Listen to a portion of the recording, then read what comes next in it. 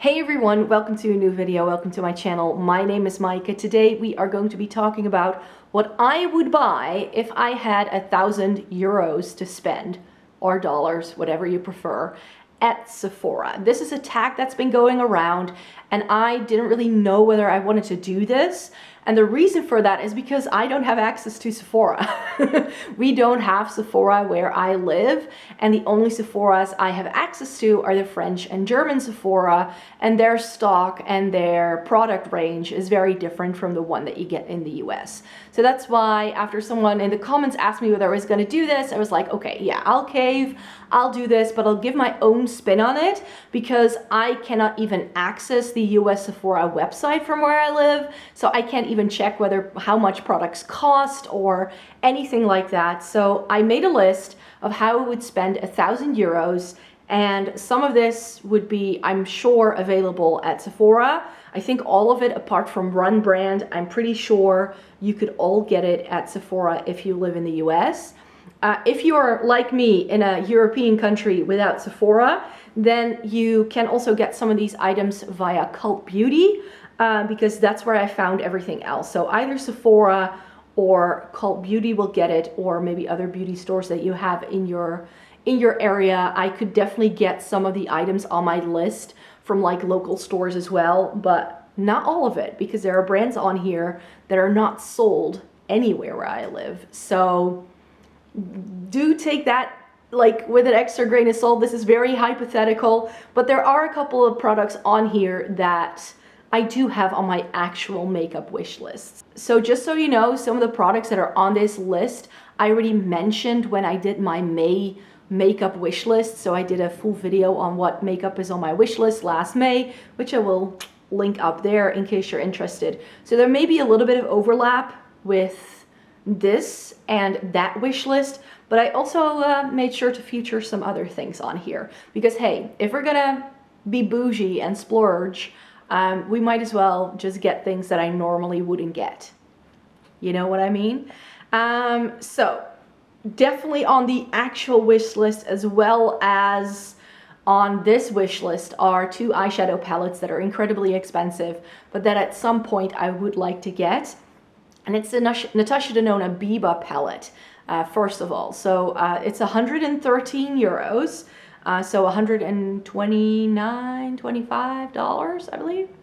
Not entirely sure, but it's 113 euros in Europe. I know that for sure because I did buy the gold palette and that's how much I paid for that. And this is in the same price bracket.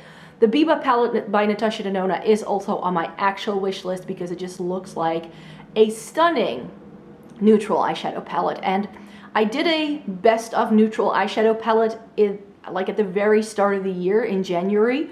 Again, I can link that in the eye above in case you would like to see that.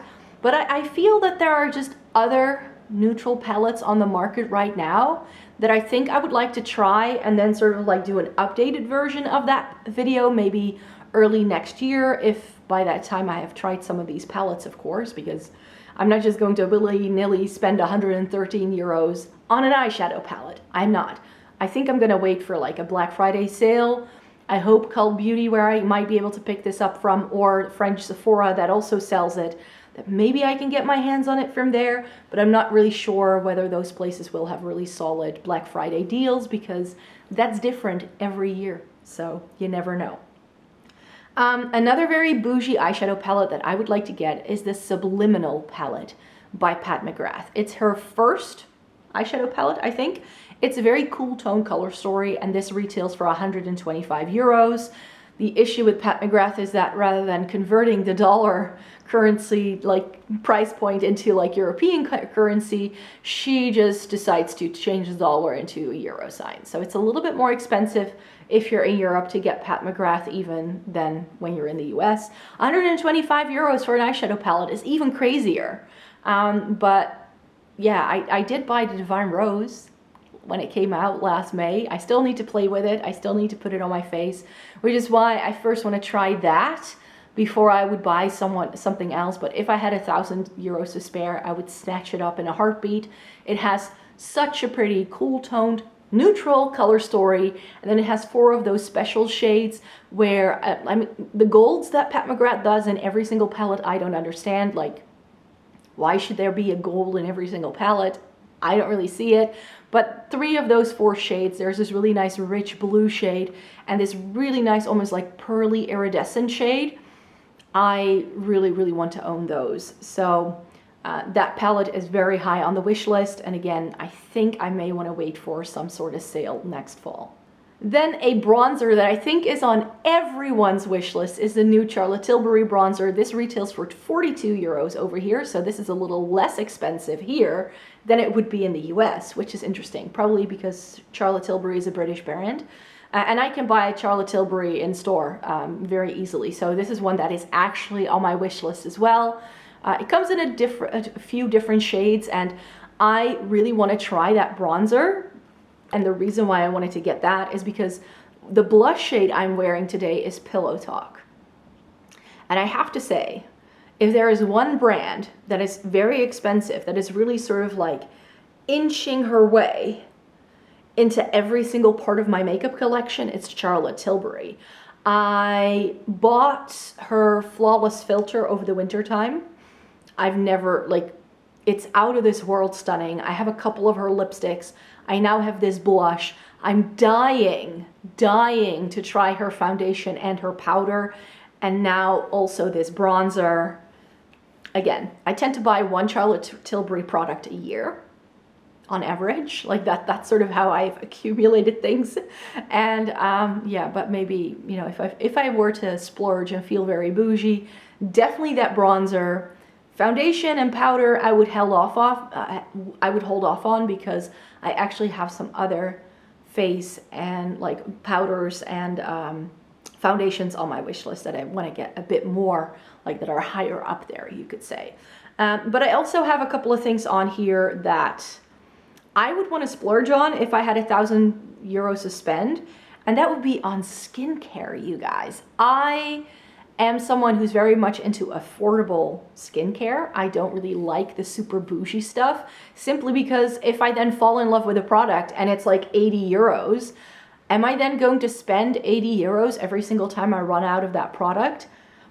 I feel very uncomfortable doing that. But hey, if I were to have this money like just to spend, I would definitely get some more expensive skincare products. And one of the skincare products or brands that I want to try is actually very affordable. It's just very hard to get where I live, and I'm not sure if this is available at Sephora. This is the only brand I think you cannot get at Sephora, but I'm not sure.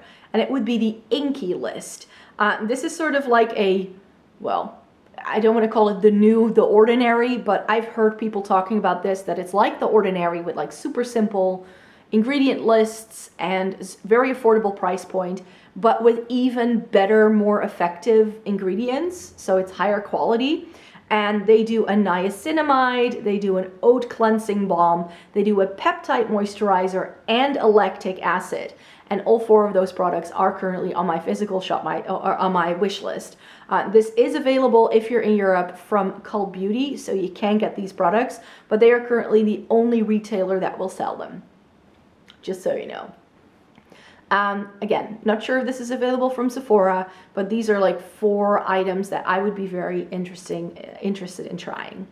And then I think a bougie brand that I've tried a couple of products by, and some I loved and some I was a bit about, is Drunk Elephant. But that doesn't mean that I don't want to try anything else by the brand. And of course, rather than buying minis, as I'm now planning to do, just so I can give the products a try, because Cult Beauty has lots of these like mini sets so you can actually try the product, I would just buy the full sizes of this. I would buy the Protini Polypeptide Cream, which is 65 euros.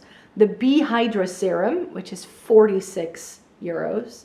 The TLC Night Serum, which is that framboose, like pinky one. It's super intriguing to me. That is 87 euros for a full size.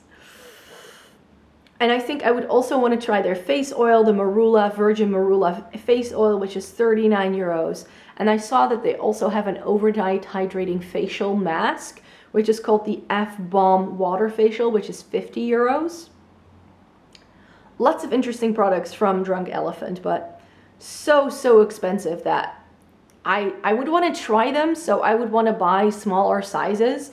And they do, like I said, they do mini sets. So I've tried a couple of the minis. I think I did try the Proteiny Polypeptide Cream, but I felt like with moisturizers, I need to be able to use them for a longer period of time than like willy-nilly. But I tried a mini of the Lala Retro Whipped Cream, and that's going to be my face moisturizer for the winter time. That stuff was great. So I do own a full size of that. Then the another skincare product that I don't know how I would get my hands on it, because this was out of stock on Cult Beauty. I'm not sure if they still stock the brand. I could still find it, but it was currently out of stock. So I'm not sure if this is going to be coming back anytime soon. I also know that this brand is for sale at Space NK in the UK, so that might be a way I can get it if Space NK ships to the Netherlands. I'm not even sure. But it's Herbivore, and Herbivore is a brand that really intrigues me. I own two of their products. They have a lot of face oils. That's sort of like their thing, face oils.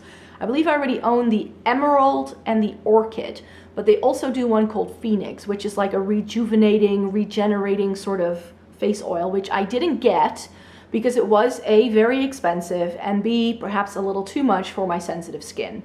I thought at the time. So I picked the Orchid over the Phoenix, which I've yet to use, by the way. So I first would want to try that stuff out before I even decide whether I want to get it. But this would be 82 euros.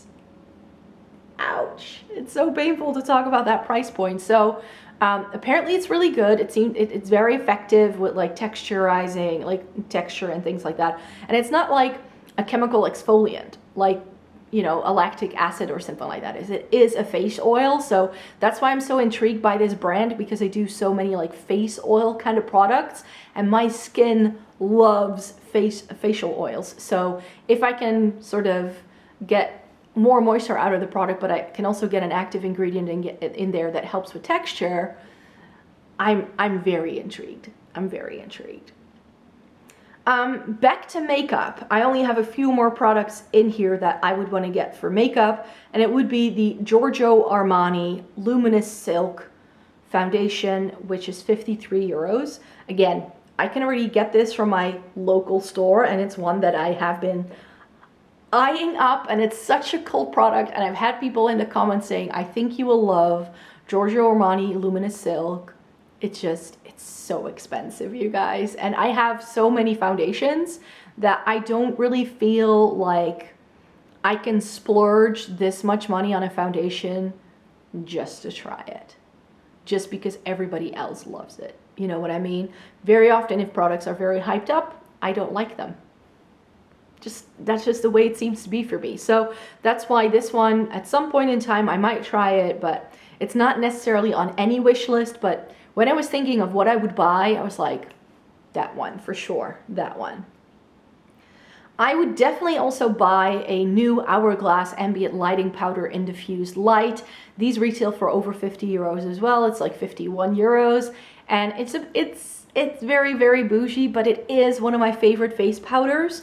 I love it to just like apply all over my face because I don't need a very heavy setting powder to make sure my makeup stays in place. So that Hourglass Ambient Lighting Powder, I knew it had to go on here. I know I will buy it again in summer edition in the future, but I currently have a lot of powders that I just need to either get through or declutter some before I can even consider putting it back in my collection. Another foundation that I would want to put in here is the Anastasia Luminous Foundation. This is actually one that's also on my actual wish list because it's just really good stuff, I think. I remember when I was in the US in Sephora, I was umming and ahhing between this and the Fenty Beauty. And I decided to go with the Fenty Beauty because it felt like a nicer texture. But I find that that has a bit of like a tendency to transfer if you touch your face. It just sort of comes off. And I've heard lots of great things about this Anastasia Luminous foundation. And I actually just recently bought the Zoeva foundation that I've heard people compare to the Anastasia one. So I now want to buy the Anastasia one so I can compare it to both the Fenty and the Zoeva. Am I even making sense? I'm not sure. This is like, if you're on YouTube or you have a blog and you review products for fun, this is sort of the hole you get stuck in. You want to try product just to see how things compare, but this still retails for 47 euros. So I'm not sure when I'll get it, but I know at some point I will. I think definitely in like this fall, I might want to try it because I do want to film a video with it. And then I have two blushes on here as well. One that is readily available to me is the Dior Rosy Glow blush from their Backstage collection. This is a product, you guys, that I've put on a wish list for, I think, more than a decade. Dior has done a Rosy Glow blush that is this really vibrant pink in the pan, but then like is very natural on the cheeks for years. Like, this product has been around for such a long time, and they've now revamped it, put it in their Backstage collection, and it's now, I don't know, like 40 euros or something like that. I think I saw it on a website for 35, so I'm not sure where the discount is coming from. But this is definitely one that I would want to try. The reason why I never previously bought it is because it came in a compact with a little brush, making like you only had half the pan. But now for the Backstage collection, you just get the pan. I think it will be a bit more shallow than perhaps in the other product, but at least it's just like a compact with product, which I prefer. So that's why I would want to get that. Another blush I would want to get is the KVD Beauty blush. They just did some new blushes in the shade Foxglove. It's a pinky mauve, which everybody knows is my favorite blush shade. This is only 25 euros. So maybe if I place an order at the French Sephora, I might just chuck it in. It's one of those products where I'm like, you know, KVD Beauty is only available at Sephora. So I have to then place an order with the French Sephora, which I'm not looking forward to because that entire website is in French. And my French, I mean, I can sort of read it with a bit of help from Google Translate, but I mean, if it's about makeup, I can like figure it out. But placing an order and like making sure you don't make any mistakes, putting in all of your card details, I always find it a challenge. It very much, like, I still have nightmares from a trip I took to Rome a few years ago, and I wanted to buy tickets online to get into the Vatican Museum. And once you got to the area of the website where you had to put in like your payment details, everything was in Italian. And I was like it was just like the main website was in English, but then you got to the shopping cart and it changed to Italian and it wouldn't change back to English. And it was like, oh, let's just say I had a bit of a heart attack when I put my credit card details into that website too. So I have a very similar experience with the French Sephora website. It took me about 6 months to figure out how to set up an account. And then you try to contact customer services and you send them an email in English and they reply in French. Lovely, lovely, lovely. Love it. Yay for Europe. We all like each other a lot, but that's one of the downsides of having so many languages within one continent. Yeah, I do understand a bit of French, and I also understand a bit of German, and definitely understanding, like reading it is a lot easier, especially French. Like if it's spoken, I don't really understand it, but German I can easily understand when someone's talking to me. I can't speak back. Like, I have that like one setting in my brain for a foreign language, and because my English is like a daily thing for me, it just switches to English, and I don't, like, I cannot speak the other languages anymore. It's very frustrating. And then one more product I wanted to put on here, and this I believe is either available in a 50 ml or in a 100 ml. I think I would just go with the 100 ml. Because if we then have $1,000 to spend, or euros to spend, I would go all out. And this is a product I would only be able to buy from US Sephora, because this brand is not available in Europe. and it's Nest perfumes. And I bought a little roller bowl when I was in New York in Cocoa Woods, which they discontinued. But they do have a couple of other fragrances that I was just like, I couldn't pick. Like, I think the indigo one is also one that I would really would like to have. A full size 100 milliliter bottle is $128. I think the 50 mils are like 68 or 78 or something like that, so they're a bit cheaper.